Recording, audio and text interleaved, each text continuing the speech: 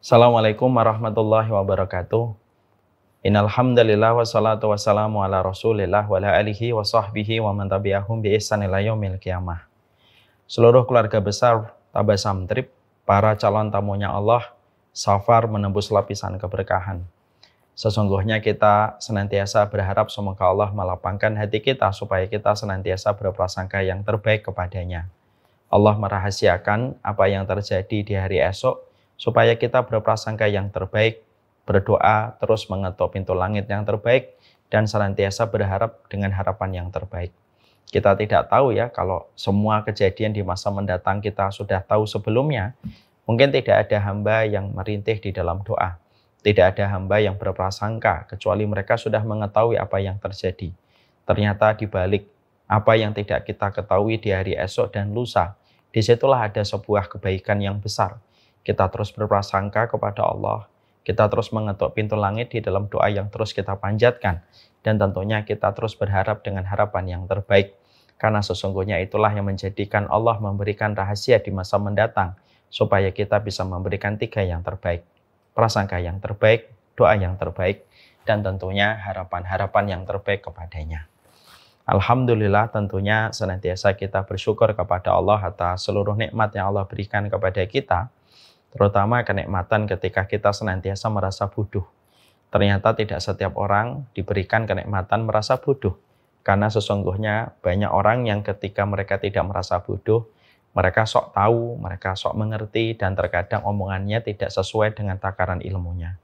Setidaknya kita malam ini diberikan oleh Allah sebuah kenikmatan, yaitu merasa bodoh, yang menjadikan kita terus belajar, yang menjadikan kita terus mengkaji supaya menghilangkan kebodohan kita antara kita dengan Allah. Mari kita syukuri kenikmatan ketika kita diberikan kenikmatan untuk terus merasa bodoh. Karena ketika kita merasa bodoh, kita terus akan belajar. Ketika kita terus merasa bodoh, kita tidak akan fanatik buta. Dan ketika kita terus merasa bodoh, maka kita tidak akan menjadi orang yang membatu ketika kita mendapatkan masukan dan nasihat. Semoga Allah memberikan kepada kita sikap hati, sikap jiwa, sikap pikiran untuk senantiasa merasa bodoh. Karena orang yang merasa bodoh itu jauh lebih baik daripada mereka yang merasa pintar walaupun pintar, ataupun orang yang merasa pintar walaupun dia bodoh. Semoga Allah memberikan di sepanjang hidup kita merasa bodoh, sehingga kita menghargai setiap nasihat dan menghargai proses kita dan ikhtiar kita untuk belajar. Kepada Allah kita bersyukur atas kenikmatan yang terkadang tidak kita rasakan. Kenikmatan merasa bodoh itu merupakan kenikmatan yang ternyata tidak setiap orang merasakan kenikmatan itu. Kita berkumpul, kita bersua pada kesempatan malam kali ini, pertemuan kita episode yang keempat ya, karena kita merasa bodoh. Semoga Allah menambahkan kepada kita ilmu, semoga Allah memberikan rezeki kepahaman di dalam kehidupan kita. Rabbi zidni ilma warzuqni fahma. Tambahkanlah kepadaku ilmu dan berikanlah anugerah kepadaku tentang kepahaman. Bapak dan Ibu yang semoga Allah rahmati.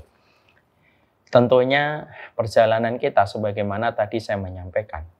Tentunya hari-hari kita ini masih hari-hari yang penuh dengan harapan dan prasangka yang terus kita berikan.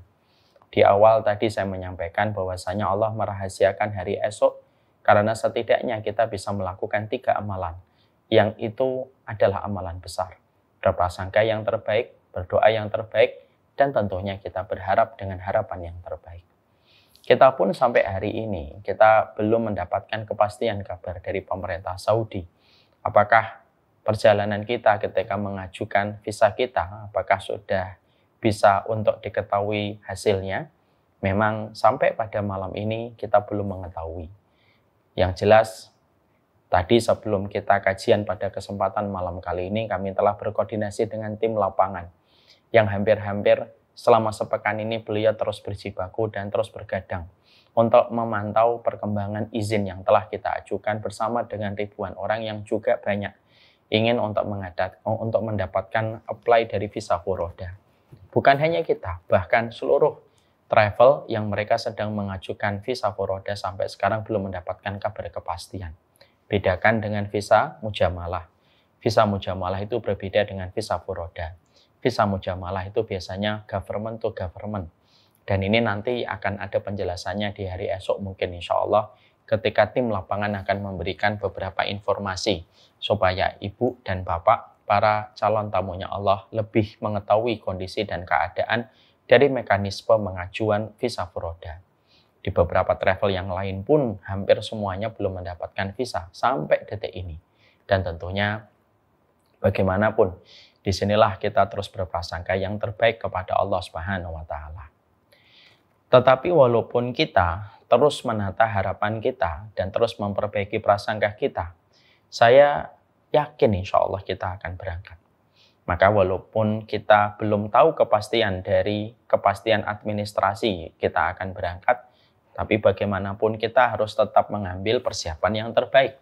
Dan kita pada kesempatan malam kali ini, manasik kita berjudul bersiap sebelum melangkah. Saya memberikan judul dan tema pada kesempatan malam ini, bersiap sebelum melangkah, karena saya mengkondisikan seakan-akan kita insya Allah sudah yakin untuk berangkat dengan izin Allah semata. Ini merupakan bab dari tafaul. Ini merupakan bab dari sebuah optimisme seorang hamba kepada Rabb-Nya yang tidak pernah mengecewakan. Oleh karenanya, kita pada kesempatan hari ini kita berprasangka sekaligus pula memposisikan bahwasanya visa furoda sudah datang seakan-akan. Dan kita mempersiapkan apa yang harus kita persiapkan sebelum keberangkatan ini.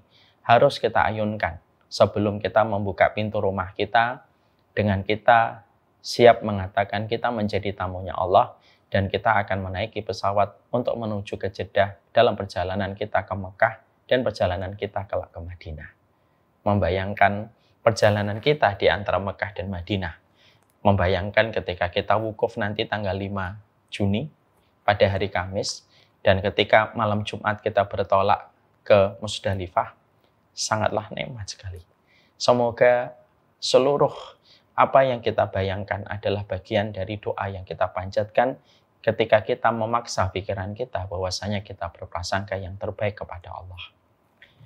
Tapi ketika kita memahami perjalanan ini, insya Allah menjadi perjalanan yang mewujud dalam kehidupan kita. Maka setidaknya kita harus paham perjalanan agung menjadi tamunya Allah tidak akan mewujud menjadi indah.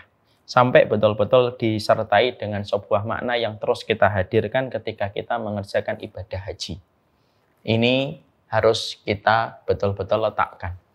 Bahwasanya ada satu ayat di dalam Al-Quran pada ayat 269. Surat Al-Baqarah, yu'til hikmata ma yasha' wa ma yu'tal hikmata faqad utiya khairan katsira. Sesungguhnya Allah memberikan hikmah pada setiap peristiwa pada kehidupan manusia. Dan barang siapa yang mampu memahami setiap hikmah yang Allah berikan di balik setiap ketentuan takdir, maka dia telah mendapatkan kebaikan yang begitu banyak. Kita tentunya paham betul, perjalanan ini tidak akan menjadi indah kalau kita tidak memahami hikmahnya. Kenapa Allah jadikan kita menjadi tamunya Allah ketika kita menjadi tamunya Allah pada perjalanan haji? Ada jutaan manusia, mereka belum punya material dan finansial yang cukup untuk menjadi tamunya Allah. Ada banyak orang yang punya uang, tapi juga mereka belum berkesempatan untuk memiliki dan mendapatkan visa perjalanan haji.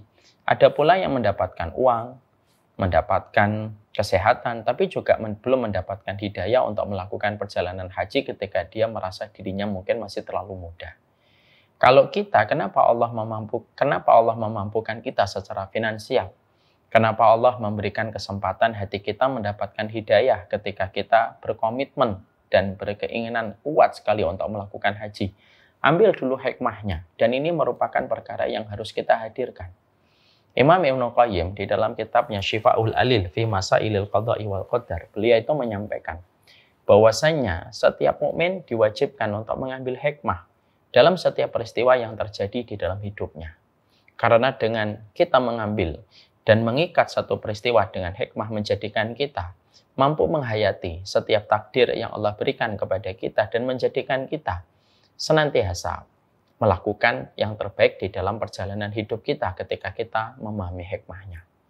Kalau ada orang ketika COVID, dia terkena dan menjadi penyintas COVID. Kok dia selamat padahal ada teman-temannya yang meninggal dunia ketika terkena COVID? Mungkin hikmahnya Saya masih disuruh oleh Allah bertobat sebelum saya dikembalikan fisik saya kepada Allah. Itu hikmah. Kalau ada di antara teman kita yang meninggal ketika COVID, padahal dia masih sehat, bugar, kesehatannya, pola hidupnya jauh lebih sehat daripada kita, tapi dia diberikan wafat dan meninggal dunia ketika COVID, pahami. Mungkin dia adalah orang yang berdoa supaya husnul khatimah dan Allah memberikan kepadanya husnul khatimah. Itulah hikmah. Kalau ada seorang laki-laki ketika sebelum menikah banyak melakukan banyak melakukan tindakan melampaui batas sama perempuan, tiba-tiba anak pertamanya perempuan, mungkin hikmahnya Allah memberikan kepadanya kesempatan bertobat ketika anaknya perempuan dan dia harus bisa merasakan bagaimana rasanya kalau anak dia misalkan dinodai sama laki-laki orang lain. Itu merupakan hikmah dan inilah yang juga kita harus mengerti. Apa hikmahnya kalau kita Allah takdirkan untuk berangkat haji pada kesempatan tahun ini? Hikmahnya banyak dan setiap orang bisa jadi berbeda-beda perspektifnya untuk mendapatkan hikmah. Ada mungkin di antara kita perspektifnya ketika kita diberikan kesempatan untuk haji tahun ini, mungkin ada di antara kita yang hikmahnya itu adalah mungkin saya terlalu sibuk dengan duniawi selama ini. Allah hadirkan panggilan furoda supaya panggilan furoda ini menjadikan saya paham bahwasanya panggilan Allah dalam haji adalah proses bahwasanya ada panggilan berikutnya yang bernama panggilan kematian. Supaya saya bersiap-siap bahwasanya kehidupan saya tidak melulu urusan dunia terus. Ketika saya dimampukan oleh Allah untuk haji, ketika nanti saya berbalut dengan pakaian ihram, ketika saya nanti mengucapkan talbiyah dan ini lebih bermakna karena haji lebih berat dan lebih agung daripada umrah. Mungkin hikmahnya adalah Allah panggil Bapak, bisa jadi hikmahnya bagi sebagian jamaah, hikmahnya itu adalah Allah ingin mengistirahatkan kita dari penatnya dunia, yang kita terus-menerus berada di tempat itu dan terkadang menjadikan kita amnesia terhadap akhirat. Ada pula mungkin hikmahnya di antara kita, ada pula yang hikmahnya itu adalah selama ini kita jarang ke masjid. Allah memanggil kita nanti 17 hari dalam perjalanan haji supaya kita menikmati kembali duduk di masjid dan menunggu adzan untuk melegakan sholat yang selama ini ketika di Indonesia sering sekali panggilan-panggilan itu tidak pernah kita respon dan tidak pernah kita sambut. Atau pula ada yang ketiga hikmahnya. Ada pula yang ketiga hikmahnya itu adalah karena selama ini harta-harta saya banyak saya belanjakan pada perkara yang tidak bermanfaat. Sehingga Allah menyentil dan menyadarkan hati saya supaya saya membelanjakan harta ini, supaya harta yang saya belanjakan dalam perjalanan haji tidak menjadi hisab bagi saya. Dan akhirnya saya mendapatkan kebaikan harta saya yang saya belanjakan untuk haji, supaya bisa menyelamatkan saya dari jilatan api neraka, kelak di kampung akhirat. Bisa jadi di antara kita hikmahnya beda lagi. Bisa jadi hikmahnya adalah Allah ingin supaya kaki kita berdebu, supaya badan kita lusuh, supaya fisik kita letih, supaya Allah memiliki alasan menghapuskan dosa-dosa kita yang sudah terlalu menjulang tinggi. Kita tidak pernah tahu, Bapak. Masing-masing dari kita memiliki perspektif hikmah yang berbeda-beda. Tapi yang pasti sebelum perjalanan haji ini kita langsungkan dan sebelum perjalanan haji ini kita betul-betul penuhi panggilan Allah, pastikan hikmah apa yang Allah berikan sampai Bapak dan Ibu diberikan oleh Allah harta dan Allah memberikan kepada kita kesempatan untuk berhaji tahun ini. Bayangkan ada jutaan orang tidak mendapatkan harta yang cukup. Ada jutaan orang harus mengantri dan wafat sebelum antrian itu datang kepadanya. Ada jutaan orang yang punya harta tapi tidak punya kesehatan. Ada pula yang memiliki kesehatan dan punya harta tapi tidak mendapatkan hidayah. Why me? Kenapa harus saya? Dan itu merupakan perkara yang Allah perintahkan kepada kita di dalam surat Al-Baqarah 269. Ambil hikmahnya, karena barang siapa yang mampu memahami hikmah dalam setiap peristiwa yang Allah takdirkan di dalam perjalanan kehidupan kita, maka kita harus paham hikmahnya apa sih? Kalau Allah memberikan saya perjalanan haji tahun ini, apa hikmahnya? Kalau masing-masing dari kita sudah menangkap perspektif dan yang paling tahu hikmah adalah Bapak, karena saya pun tidak tahu hikmah untuk Bapak. Ataupun saya tidak tahu hikmah untuk Ibu, karena Ibu dan Bapak yang paling tahu tentang kehidupan. Dan Ibu dan Bapak yang paling tahu kenapa Allah memanggil bapak tahun ini dan memanggil ibu tahun ini. Siapapun yang sudah mendapatkan hikmah, maka kita akan menikmati seluruh proses dalam takdir yang kita nanti jumpai. Kalau akhirnya kita berangkat seluruh prosesnya, maka kita berserah kepada Allah karena kita tahu Allah yang mengatur semua yang terjadi pada perjalanan haji kita. Allah yang memberikan yang terbaik dan sesungguhnya kita akan menikmati dengan ketulusan plus keikhlasan yang tiada tara ketika kita mendapati hikmah yang kita yakini pada apa yang Allah berikan di dalam kesempatan takdir menjadi tamunya Allah. Inilah yang menjadikan kita paham perjalanan agung menjadi tamunya Allah tidak akan mewujud agung serta indah tanpa disertai makna yang harus kita hadirkan ketika kita mengerjakan ibadah haji. Hikmah itu yang kita ambil. Buka kembali surat Al-Baqarah 269. Setelah kita mencoba untuk mengambil hikmah, ada satu persatu peristiwa yang tentunya harus kita lakukan sebelum kaki ini melangkah di dalam perjalanan haji dan perjalanan safar kita menembus lapisan keberkahan.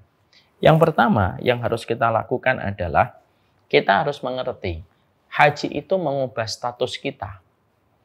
Dari kita menjadi hambanya Allah, lalu kita menjadi tamunya Allah. Perubahan status ini merupakan perubahan besar. Sehingga ketika betul-betul Allah nanti berikan kepada kita kesempatan untuk haji tahun ini, maka sesungguhnya ini merupakan peristiwa besar. Karena kita upgrade status kita dari seorang hamba menjadi tamunya Allah. Berarti ketika kita dinaikkan status kita dari seorang hamba menjadi tamunya Allah, berarti betul-betul kita harus tahu kita berhadapan dengan Allah langsung. Tidak salah kalau banyak orang mengatakan banyak sekali kejadian-kejadian nyata yang terjadi ketika seseorang di Makkah dan Madinah. Memang betul, memang betul. Dan saya tidak menafikan itu. Maka ketika kita nanti betul-betul kesempatan haji tahun ini telah kita genggam visanya dan telah kita dapatkan, betul-betul kita harus mengerti, semaksimal mungkin kita harus mengerti dengan kefahaman yang benar. Bahwasanya pada saat ketika nanti kita menjadi haji, menjadi tamunya Allah, status kita telah berubah. Dan status perubahan yang ada pada diri kita, status perubahan yang ada pada diri kita, itu menjadikan kita betul-betul bersiap kepada Allah sebagai pemilik dan sebagai tuan rumah ketika kita datang kepadanya. Yang menjamunya adalah Allah, apapun yang Allah berikan ketika Allah menjamu kita, terima dengan ridho plus dengan kelapangan hati. Karena kita nanti jadi tamunya Allah. Jadilah tamu yang sopan.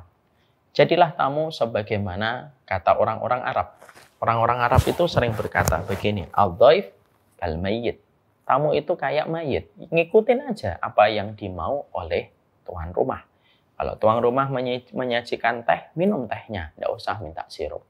Kalau tuan rumah menyajikan sirup, minum sirupnya. Jangan minta yang lainnya.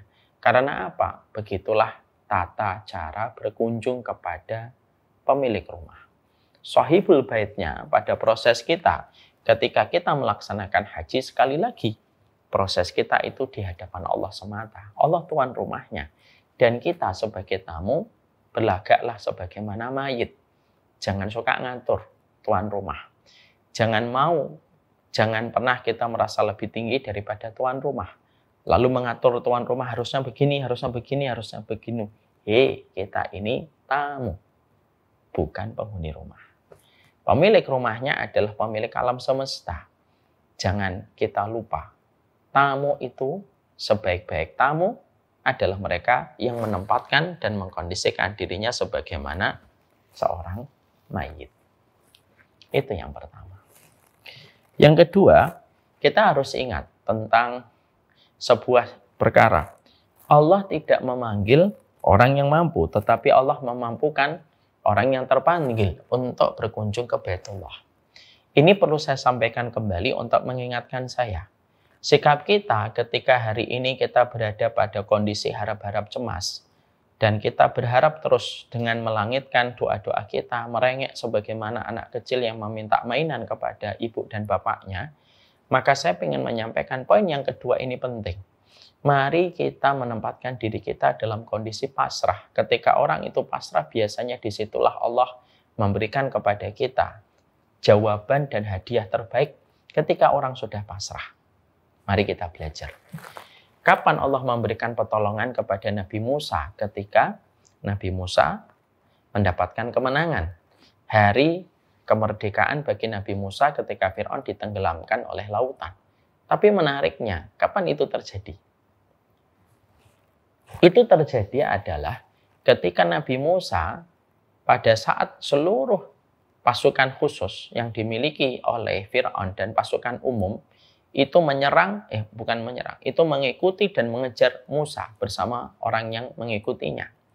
Ketika Nabi Musa di depannya adalah lautan, di belakangnya adalah kepulan asap dari pasukan Fir'aun, pada saat itu tidak ada daya upaya yang dimiliki Nabi Musa kecuali adalah Allah.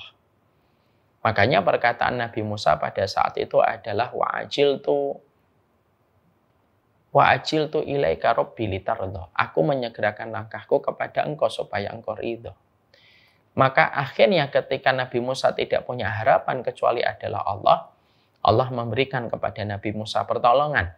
Dijadikan lautan menjadi daratan dan ditenggelamkan Fir'aun dan menjadi hari kemerdekaan Nabi Musa. Ini menunjukkan kepada kita bahwasanya apa yang kita dapatkan ketika kita melihat kejadian Nabi Musa. Point of view-nya adalah Nabi Musa dalam kondisi pasrah kepada Allah dan Allah memberikan kepada Nabi Musa sesuatu yang tidak pernah diduga Nabi Musa.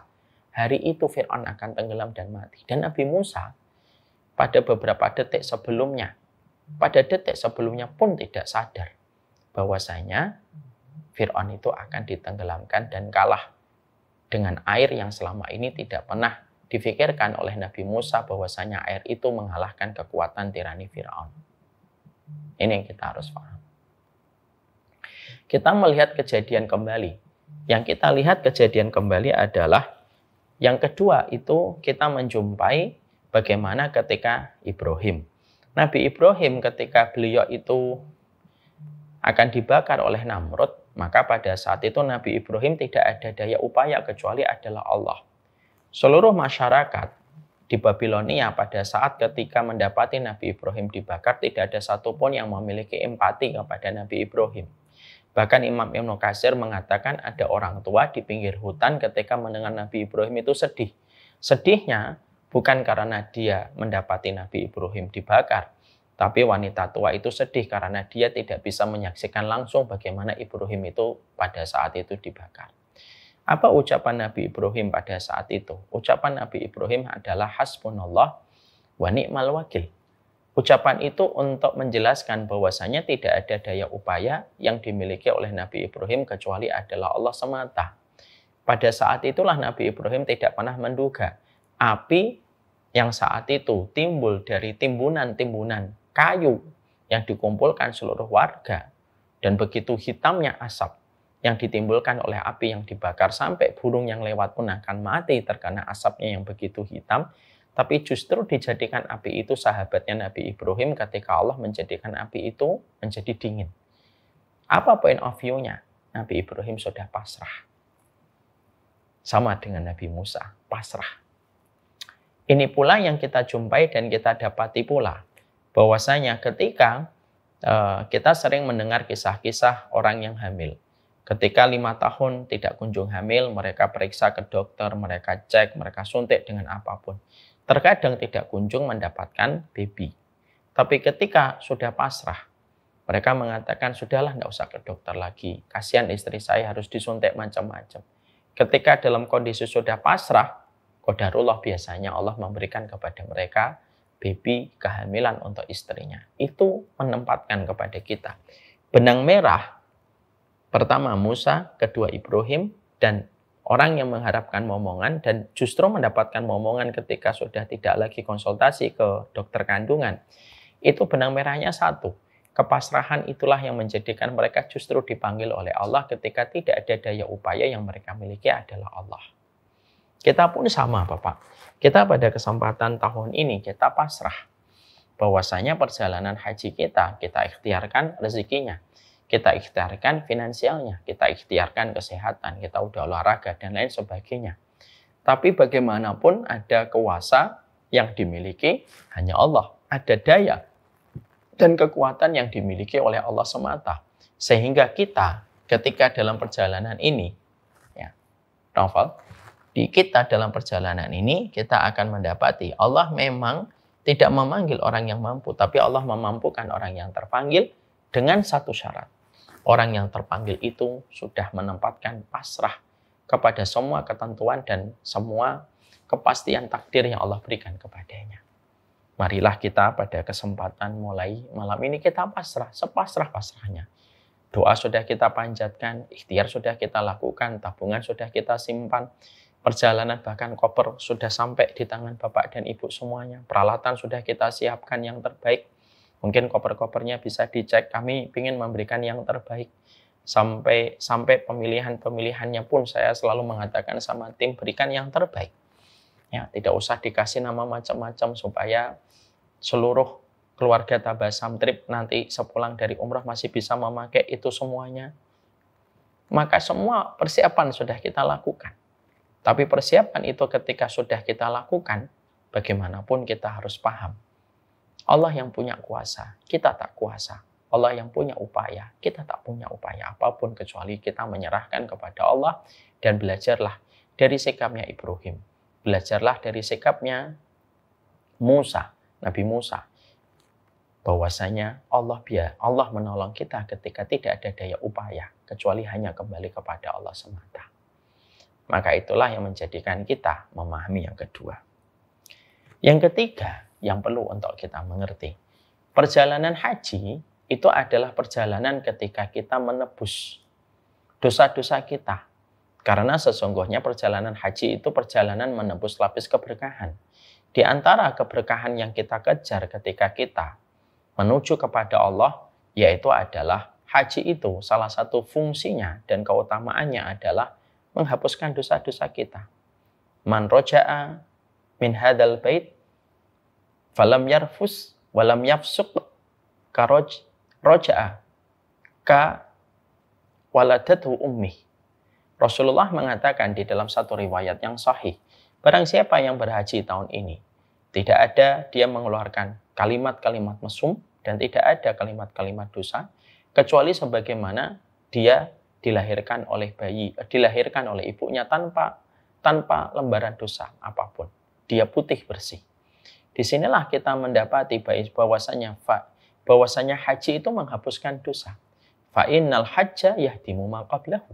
Bahkan dalam riwayat yang lain Nabi pun mengatakan dalam riwayat Bukhari, sesungguhnya haji menghapuskan semua dosa-dosamu sebelumnya dan menjadikan kita sebagaimana baru dilahirkan oleh ibu kita. Hadisnya sahih dari Bukhari. Itu menjelaskan kepada kita bahwasanya haji itu memanggil bukan untuk orang yang suci. Haji itu memanggil mereka yang berdosa. Dan kita ini orang yang berdosa. Karena tidak ada yang paling kita butuhkan dalam kehidupan kita kecuali adalah ampunan Allah. Kebutuhan kita kepada kebutuhan kita kepada ampunan itu lebih besar daripada kebutuhan kita kepada nafas di dalam ajal hidup kita. Apa yang terjadi? Kalau kita meninggal dunia, orang yang datang itu mendoakan kita dengan mengucapkan Allahumma firlahu, semoga Allah mengampuni kita ketika mereka menyolatkan kita. Itu menunjukkan kepada kita bahwasanya ternyata haji itu merupakan perjalanan kita untuk menembus lapisan keberkahan. Dengan curahan keberkahan itu dihapuskannya dosa-dosa kita. Makanya ketika kita melakukan perjalanan haji, jangan pernah kita merasa suci. Tapi sesungguhnya panggilan haji itu panggilan untuk kita, hamba-hamba pendosa. Supaya kita melelahkan, supaya kita melatihkan, supaya deburan pasir yang membuat kita lusuh, yang membuat kita kusut, yang nanti kita tidur beratapkan langit, beralaskan bumi, itu semuanya untuk menebus kesalahan kita. Supaya nanti kita pulang kepada Allah, ditebus kesalahan itu dengan kesulitan yang telah kita berikan dalam perjalanan haji. Apapun masalah, apapun beratnya dari ibadah fisik bernama haji ini, maka betul-betul kita transaksikan dan kita niatkan, apapun ya Allah yang pasti saya temui, saya ikhlas, saya niatkan untuk menghapuskan dosa-dosa saya sebelum kita berjumpa dengannya. Karena sesungguhnya tidak ada pertemuan yang paling indah kecuali pertemuan kita dengan Allah tanpa membawa catatan dosa yang mendominasi lembaran-lembaran kehidupan kita. Allah memiliki sifat Ghaffar. Allah memiliki sifat Ghafur. Sifat Ghafurnya Allah, sebanyak apapun kesalahan kita, maka Allah lebih besar ampunannya. Sifat Ghaffarnya Allah, sesering apapun kita melakukan kesalahan, maka sifat ampunan Allah lebih banyak daripada kesalahan berulang yang terus kita lakukan. Inilah bedanya Ghafur dengan Ghaffar. Ghafur, sebesar apapun salahmu, Allah lebih besar ampunannya daripada salahmu.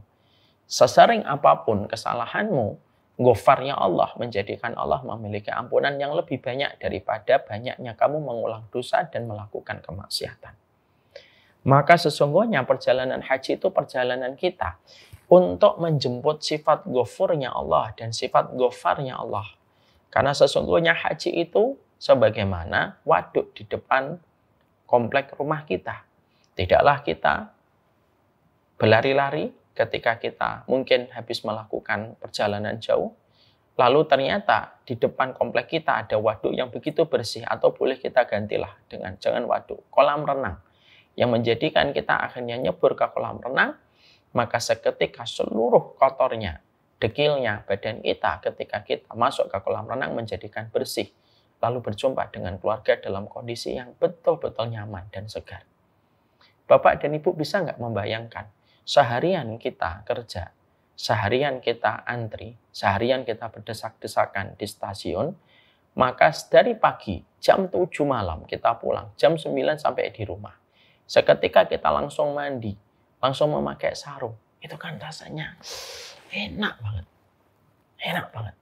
Ganti sarung, ganti baju dalam, ganti celana pendek, pakaian-pakaian yang menemani kita dari pagi langsung kita taruh di tempat yang kotor. Itu rasanya nyaman banget. Lalu rambut kita wangi, ya, gigi kita udah bersih, kulit kita sudah keset ketika kita tadi mandi. Semua kotoran itu lenyap bersama dengan air yang masuk ke dalam lubang airnya.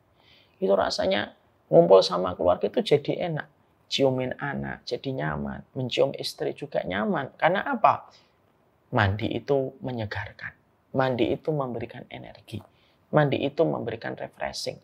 Haji itu memberikan refreshing, menyegarkan.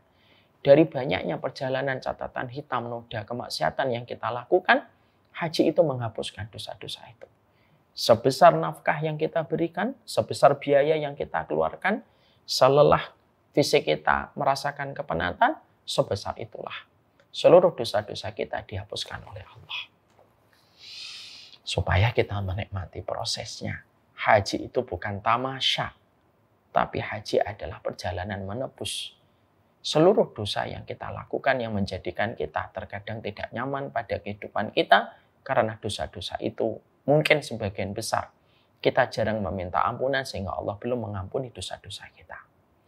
Yang menjadikan kita tidak nyaman, kata Imam Ibnu Qayyim, yang menjadikan kita tidak nyaman itu dosa-dosa kita. Kalau misalkan kita bertengkar, itu menjadikan kondisi tempat manapun itu menjadi tidak nyaman. Ada orang bertengkar suami istri, rumah sebesar apapun, rumah itu tidak akan memberikan kenyamanan. Kenapa rumah itu tidak nyaman? Bukan karena rumahnya jelek, tapi karena yang di dalam rumah bertengkar. Kalau kita bertengkar sama istri dan suami, lalu menjadikan rumah tidak nyaman untuk kita huni dan ketika kita tiduran, ketika kita istirahat, loh, kalau kita berbuat salah sama pemilik alam semesta, di bumi mana kita bisa bersembunyi dari Allah? Maka itulah yang menjadikan kita memahami betapa pentingnya kita memahami haji itu perjalanan kita. Haji itu perjalanan kita untuk menebus seluruh lapisan kemaksiatan dan dosa yang pernah kita lakukan. Dan jangan lupa tentang ini. Yang keempat, kita harus memahami bahwasanya haji selain menghapuskan seluruh noda-noda kemaksiatan, Haji itu merupakan bagian dari cara kita untuk meminta rahmat dari Allah. Supaya kita dikasihani sama Allah. Kita tentunya paham, tidak ada satupun manusia yang memasuki surga karena amal, tetapi kita memasuki surga karena rahmat. Hatta Nabi pun memasuki surga karena rahmat Allah, bukan karena amal. Kenapa kita tidak bisa masuk surga karena amal, Ustadz? Karena amal kita itu tidak akan pernah sebanding dengan mahalnya setiap jengkal tanah di surga. Makanya ada laki-laki Bani Israel, Sholih, 500 tahun dia beribadah, lalu dia menyangka dirinya masuk surga itu karena amal. Lalu Allah berkata, malaikat hisab ini orang. Lalu jadikan seluruh amalnya untuk membayar kenikmatan yang aku berikan kepadanya di dunia dulu. Kalau masih ada sisa baru bayar untuk kenikmatan surga yang aku telah siapkan. Seketika ketika malaikat menghitungnya, malaikat lapor sama Allah, ya Allah, sepanjang dia beribadah 500 tahun, ketika kami konversikan tidak sepadan untuk membayar kenikmatan mata walaupun cuma sebelah saja. Di situ kita paham, surga itu terlalu mahal. Ibaratnya, maaf ya, mana tanah properti yang paling mahal di atas muka bumi ini? Properti yang paling mahal itu di sekitar Masjidil Haram. 1 meternya bisa ratusan miliar. Mungkin orang kaya saya hidup mati, hidup lagi, mati lagi, belum bisa membeli 1 meter. Orang semacam saya. Saking mahalnya tanah di sekitar Haram. Itu baru tanah di dunia yang nanti tergulung ketika terjadi kiamat. Apalagi surga yang abadi dan tidak akan pernah rusak. Dan aliran kenikmatannya itu per detik. Dan tidak pernah terputus selama-lamanya. Selama-lamanya. Maka sesungguhnya amal kita sepanjang hidup pun juga tidak akan pernah cukup untuk mendapatkan namanya surga. Haji, jangan menyangka haji itu bisa menjadikan sepadan dengan surga. Kan sabarnya mahal Ustadz, 27.500. Walaupun semahal apapun tidak akan sebanding dengan sejengkal tanah di surga yang harganya jauh lebih mahal daripada amal yang kita lakukan. Ini perlu saya sampaikan supaya jangan sampai kita nanti ketika haji merasa uang saya sudah habis banyak. Jangan. Wallahi jangan. Tapi perjalanan kita untuk haji itu adalah perjalanan supaya nanti kita dikasihani oleh Allah. Rahmat itu kalau saya, ini versi saya ya. Rahmat itu kalau versi saya, itu adalah rasa kasihan Allah. Itu rahmat. Jadi sebenarnya yang menjadikan kita masuk surga itu karena dikasihani Allah. Makanya ketika kita melakukan perjalanan haji ini, maka sesungguhnya perjalanan haji ini adalah perjalanan kita untuk dikasihani oleh Allah. Lalu jangan sampai akhirnya kita sebanyak apapun biaya yang telah kita keluarkan dalam haji, jangan sampai menjadikan kita merasa terlalu pede. Lalu menyombongkan diri kita, lalu seakan-akan pintu surga sudah menggoreskan nama kita, lalu menjadikan kita lupa bahwasanya haji kita pun sebenarnya tidak akan pernah sepadan dengan nilainya surga yang begitu mahal. Tapi poin 4 ini mengajarkan kepada kita, haji itu merupakan bagian dari ikhtiar kita, dari usaha kita supaya kita dikasihani oleh Allah. Jangan ada yang merasa sudah terlalu besar biaya. Karena biaya itu pun tidak akan sebanding dengan semua nikmat yang Allah berikan kepada kita di dunia, belum lagi di akhirat. Nanti kalau kita perjalanan haji, selain kita meniatkan diampuni oleh Allah, kita niatkan, ya Allah kasihani saya, ya Allah. Ya Allah kasihani saya, ya Allah. Ya Allah kasihanilah saya. Kasihanilah hambamu ini, ya Allah, kalau engkau tidak meringankan hisabnya. Kasihanilah hambamu ini, ya Allah, kalau engkau nanti tidak memberatkan mizan kebaikan. Haji adalah anak tangga untuk menjemput rahmatnya Allah. Yang kelima, maka sesungguhnya di dalam perjalanan haji kita harus ingat betul bahwasanya Allah menyampaikan bahwasanya al-hajju innallaha ta'ahum fa'ajabuhu wa idza sa'aluhu fa'atahum. Haji itu diterangkan oleh Nabi. Haji itu Allah memanggil manusia dan ketika manusia memenuhi panggilan Allah, maka Allah pun mendapati ketika mereka meminta permintaan mereka pun dikabulkan. Makanya nanti ketika kita melaksanakan perjalanan haji, terus Mari kita ramaikan langit-langit semesta mungil kita, langit-langit semesta kehidupan kita dengan kita terus berdoa kepada Allah dan jangan mengucapkan apapun kecuali kebaikan doa. Fala taqulu ilal khair fa innal malaikata yu'minuna ala ma taqulun. Jangan ngomong kecuali omongan yang baik. Karena sesungguhnya para malaikat tidak pernah, karena malaikat itu selalu mengaminkan apapun yang kalian ucapkan. Makanya ketika nanti kita melakukan haji, semua part dalam perjalanan haji kita menjadikan doa kita mustajab. Gimana lapisan-lapisan mustajab itu kita dapatkan? Kita berada di tanah haram, kita berada dalam safar, kita berada di dalam puncak amalan ketika kita berada di bulan haji, bulan Dzulhijjah. Selain dari korban, maka puncak amalan itu adalah haji. Seluruhnya itu menjadikan akhirnya suara-suara kita nyaring di sisi Allah. Dan itu yang menjadikan kita memahami, inilah privilege yang Allah berikan kepada orang yang melaksanakan haji. Makanya nanti ketika kita haji, pastikan bahwasanya nanti kita betul-betul gitu mengetahui amalan-amalan prioritas yang harusnya kita maksimalkan ketika kita melaksanakan haji. Nanti nextnya kita akan bahas amalan-amalan prioritas di waktu yang terbatas. Tapi setidaknya di situ kita paham haji itu menjadikan seluruh doa-doa kita menjadi mustajab. Yang keenam, nanti kita bahas amalan-amalan prioritas kita yang terbaik di tanah yang terbaik. Karena tentunya kita paham, Bapak dan Ibu, kita melaksanakan haji di bulan apa? Di bulan Dzulhijjah. Sesungguhnya waktu prime time ada 3. 10 hari yang terakhir di bulan Ramadan, 10 hari yang pertama di bulan Dzulhijjah, 10 hari pertama di bulan Muharram. 10 hari yang terakhir di bulan Ramadan identik dengan bulannya Nabi Muhammad. 10 hari yang pertama di bulan Dzulhijjah identik dengan bulannya Nabi Ibrahim plus Ismail dan Ibunda Hajar. 10 hari yang pertama identik dengan bulannya Nabi Musa alaihi salam. Tentunya kita mengetahui hadis yang disampaikan Nabi, ma min ayyamin al-amalu shalih fiha ahabba ilallah min hadhil ayyamil ashar. Sesungguhnya Rasulullah mengatakan, tidak ada satu amal yang paling Allah cintai kecuali amal yang ditujukan dan dilakukan pada 10 hari yang pertama di bulan Dzulhijjah. Keutamaannya melebihi orang yang berjihad, kecuali yang berjihad itu meninggal dunia dengan harta dan nyawanya.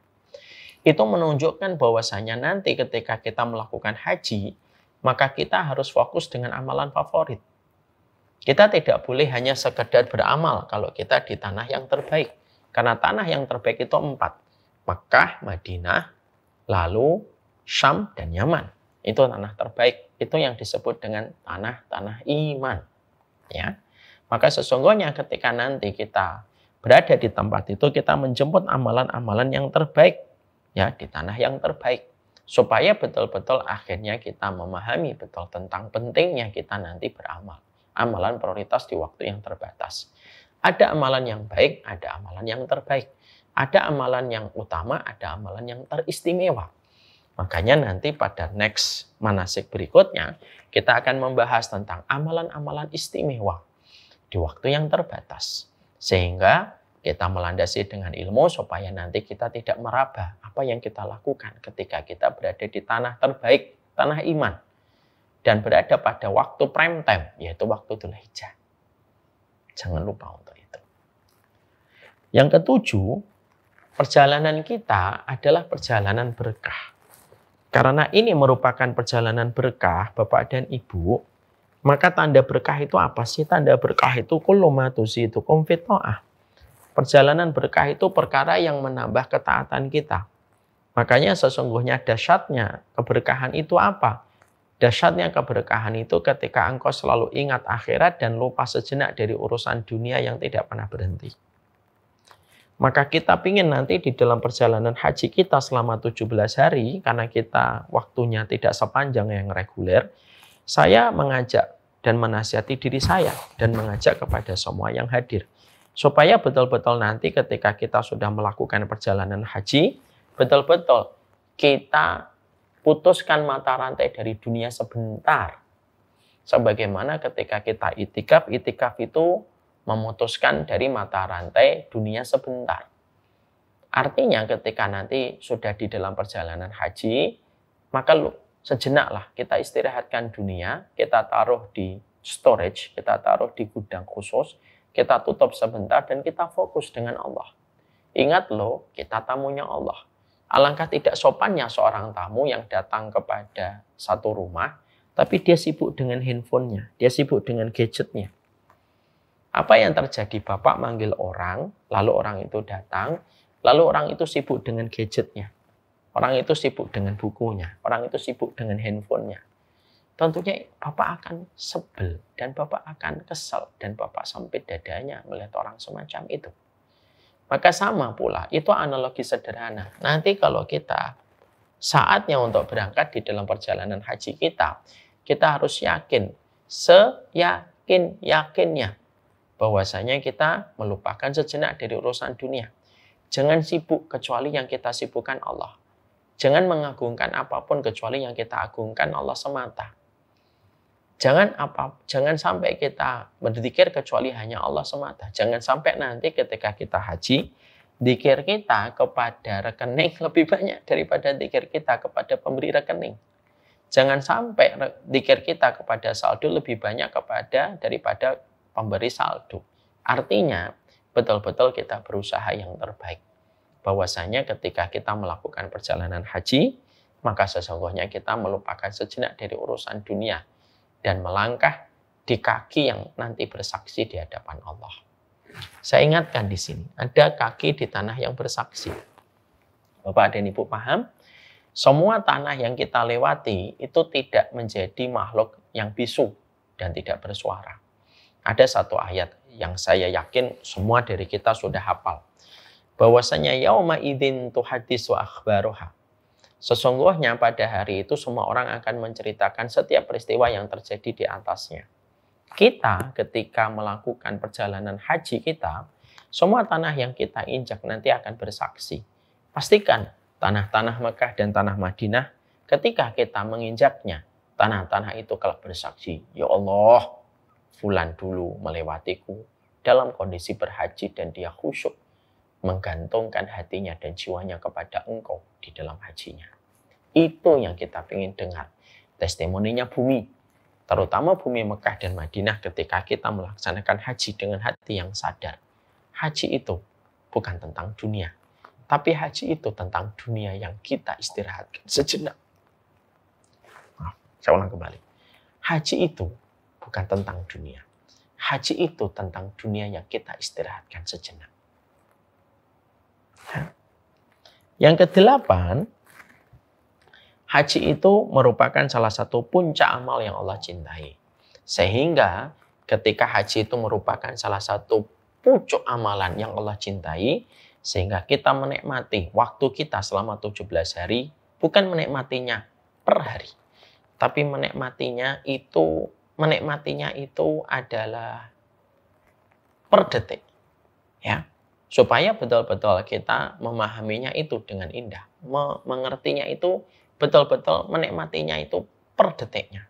Sehingga nanti ketika kita di sana, betul-betul kita nikmati semua perjalanan kita ketika di sana. Karena apa? Haji itu salah satu pucuk. Dia disebut dengan rukun Islam. Sehingga ketika disebut dengan rukun, jangan main-main dengan rukun. Karena rukun itu yang menetapkan adalah Allah, pemilik alam semesta ini. Yang kesembilan, yang kita harus lakukan dan kita kerjakan adalah pastikan di dalam perjalanan kita nanti kita melepaskan kezaliman kepada siapapun orang yang akan kita tinggalkan. Jangan berhaji dengan membawa hati yang mendendam. Jangan berhaji dengan hati yang membawa nama orang yang kita benci. Jangan berhaji dengan membawa kenangan-kenangan buruk yang kita terus rawat kenangan itu untuk menyebarkan kebencian kita kepadanya. Berhajilah dengan hati yang bersih, hati yang tidak menyimpan nama orang yang kita benci, haji dengan perkara yang bersih dari hati kita. Minta maaflah, berikanlah maaf. Mari harus kita ingat surat An-Nur 22, wal ya'fu wal yasfahu, ala tuhibbuna yaghfirallahu lakum. Maafkanlah, lapangkan dadamu. Emang kamu nggak suka Allah nanti mengampunimu? Karena haji itu perjalanan menembus keberkahan supaya kita diampuni oleh Allah dosa-dosanya. Maafin sebanyak-banyaknya orang sebelum berangkat. Supaya sebanyak-banyak itu pula kita diampuni dosa-dosanya oleh Allah. Yang ke-10, berwasiatlah. Sebelum keberangkatan kita, sebelum nanti melangkah, berwasiatlah. Para ulama yang solih, yang terbaik, yang ada pada umat ini, mereka adalah orang yang berwasiat. Setiap mereka melakukan perjalanan lebih dari 3 hari. Perjalanan ini yang menggenggam ajal kita dan menggenggam umur kita hanyalah Allah. Pastikan betul bahwasanya keberangkatan kita ini dimulai dengan kita banyak berwasiat.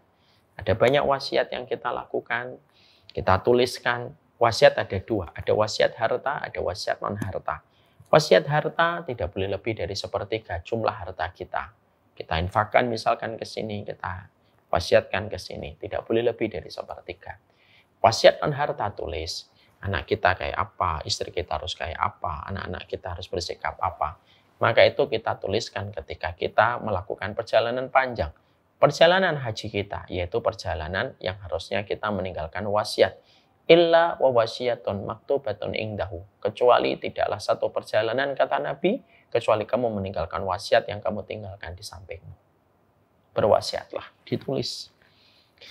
Kalau sudah saya tulis, Ustadz, di mana saya meninggalkan ini? Kalau sudah ditulis, tinggalkan kepada orang yang kamu percaya. Ditempatkan di tempat yang mudah ditemukan apabila terjadi sesuatu kepada kita. Nah, untuk bila min dzalik, nasallallahu alaihi ya.